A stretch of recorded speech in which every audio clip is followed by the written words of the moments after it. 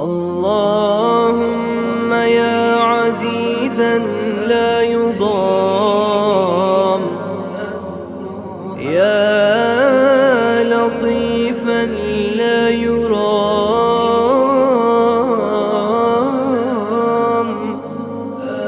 يا دائما لا ينام،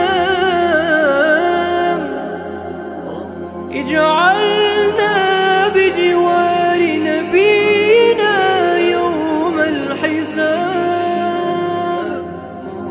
وارزقنا حسن الثواب.